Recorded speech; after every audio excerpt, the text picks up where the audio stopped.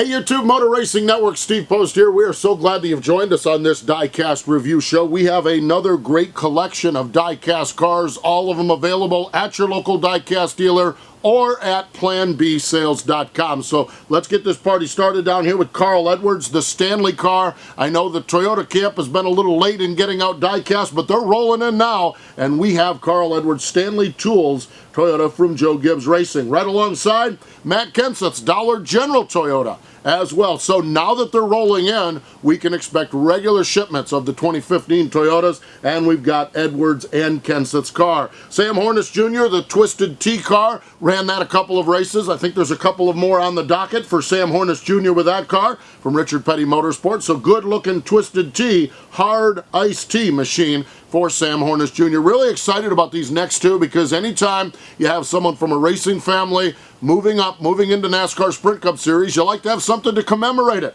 So how about Ty Dillon? Here is the Cheerios paint scheme for Ty Dillon available, and here is the Yuengling paint scheme available for Ty Dillon. NASCAR Sprint Cup Series cars for Ty Dillon. So really excited as another young racer climbs the ladder and makes his way, that we can commemorate and remember those starts in Diecast cars. Regan Smith, the fire alarm car. This is the paint scheme that they ran at Daytona earlier this year, and this one is autographed by Regan Smith. Here's an Xfinity Series car, the One Main Financial car, the Ford Mustang for Elliott Sadler available. And here is the Parker Stores truck for Kyle Larson available. Now, he ran this at the end of last year, and then he has just announced recently a deal that him and Parker Stores are teaming up for a mini outlaw race out in California. So the Parker Store name, I didn't realize, went back to Kyle Larson over 10 years. When Kyle was just a little kid, they sponsored his outlaw kart team, and so Kyle and Parker Stores teaming up for an outlaw kart event coming up in September out in California, and great relationship that those two have with Parker Stores and Kyle Larson. We've got the Xfinity Series car of Austin Dillon, the Ream paint scheme. Now this one here is the color chrome finish, so we get into our color chrome finish cars now with the Ream paint scheme for Austin Dillon, with the Harvick Armor Vienna Sausage paint scheme, with the Casey Kane Vienna Sausage paint scheme in the color chrome finish, and then back to NASCAR Sprint Cup. We talked about it a little bit down here. Ty Dillon's NASCAR Sprint Cup Series team color, the Cheerios color in the color chrome finish. So really good looking race car. Really excited about this next race car because it commemorates a historical event here. Brittany Force, the 2013 Rookie of the Year. For John Force, that's the raw finish of that car. I know 2013 is a little bit of time ago, but when you look at the details involved in these dragsters, the Brittany Force diecast, just an absolute collector's item that you need to have in your collection. If you're a straight line fan, a drag racing fan, that is an absolutely beautiful car. 2013 season commemorated on the side of it. Their former sponsor, Castrol, on it. Really, really cool what we have as far as Brittany Force's Rookie of the Year run. So that's what we have in 1/24th scale. Let's roll through the 1/64th scale cars. We've got the Twisted T machine of Sam Hornish Jr. We have got the Yuengling car of Ty Dillon available in 1/64th. Here's Carl Edwards Toyota, the Aris Toyota. This is the one he runs primarily for Joe Gibbs Racing available. We have the Discount Tire Mustang for the NASCAR Xfinity Series, Brad Keselowski. Love the Anderson's maple syrup car. That is Regan Smith's ride. Folks at Anderson, really, really cool people, great folks, love this sport of racing, and it makes some pretty good syrup, might I add. But Regan Smith's car available, and Elliott Sadler's One Main Financial Ford Mustang for Roush Fenway Racing is available in 1/64th scale. As we mentioned, all of these cars available at your local Diecast dealer or at planbsales.com. Now what we're going to do is step away for a moment. When we come back, it is the post show where we answer your questions. We'll do that in just a moment.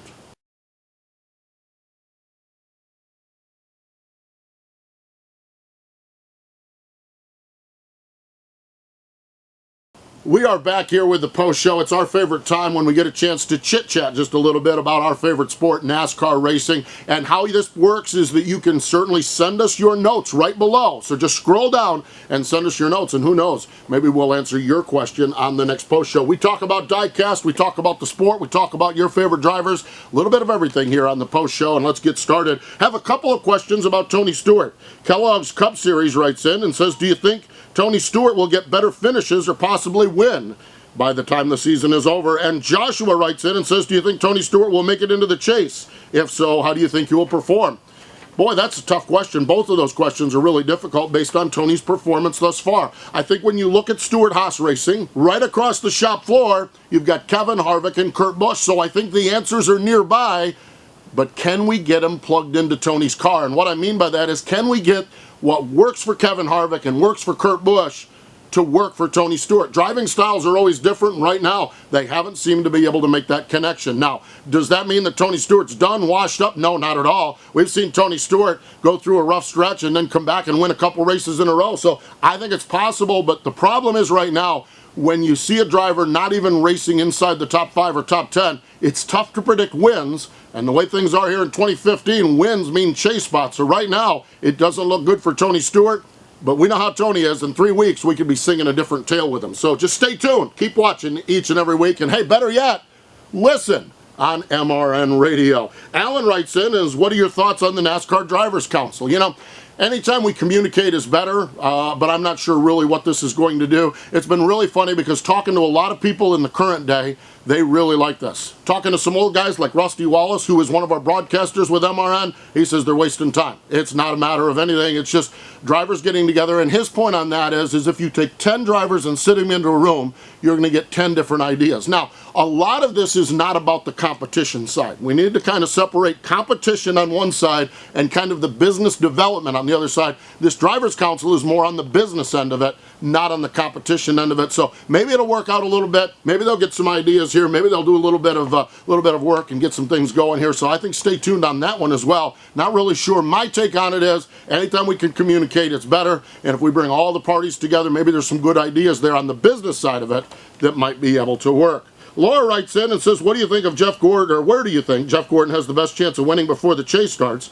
I think Kentucky has top 4 finishes and top 5. What's your opinion? I think Kentucky's going to be good, but I think Kentucky's going to be interesting because everyone's going in there with a new rules package. So I have no idea who's going to win Kentucky. It very well could be Jeff Gordon because it's been a good racetrack for him. You know, the beauty of it is, Laura, if you're a Jeff Gordon fan, and I'm assuming your question you might be, the beauty of it is for Jeff Gordon fans are, well, would it be a long shot for him to win Sonoma? No. Would it be a long shot for him to win Daytona? No. Would it be a long shot Kentucky? No. New Hampshire? No. You get the point. We can go right down the schedule and say Jeff Gordon is good at all of these racetracks. So they get the right situation, the right car, the right timing, the right everything, and Jeff Gordon could win. And I do believe he wins before the chase is out, before the chase starts and makes it in to the championship run.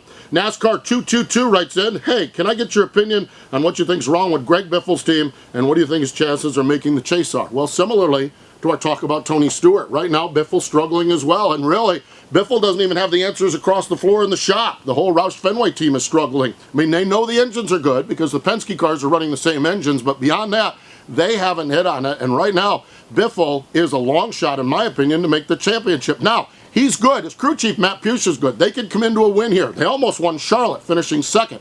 So they could get a win and make it in the chase, but their performance right now is not championship caliber, so they need to pick it up.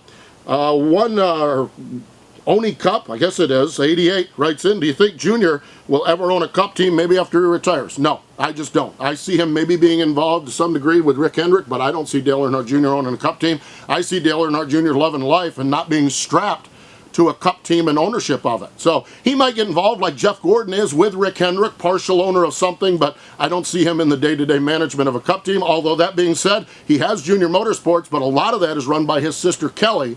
They do a lot of the running of that. So I don't think we'll see Junior running a Cup team. My opinion, could be totally wrong on that. Final question, Walker writes in and says, does Hendrick Motorsports repeat their summer domination? Well, let me see.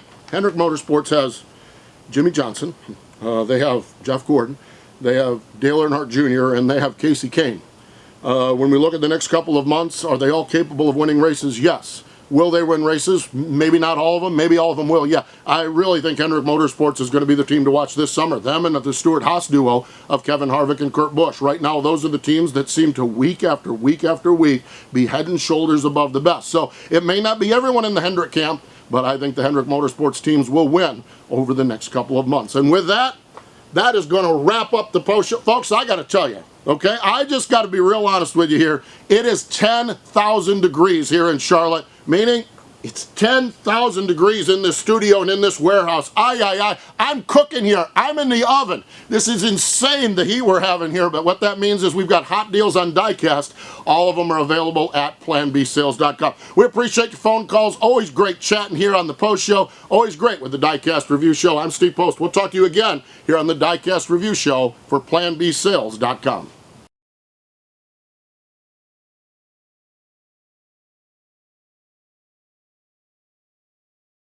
We love that you guys are getting involved with us here on YouTube. We have the comments below. Feel free to mention your comments here. Follow us on Twitter at Plan B Sales, and we'll keep you informed on what we have. And please get some back and forth conversation going, because we love talking racing and love talking with you race fans out there, and we appreciate the business you do give us.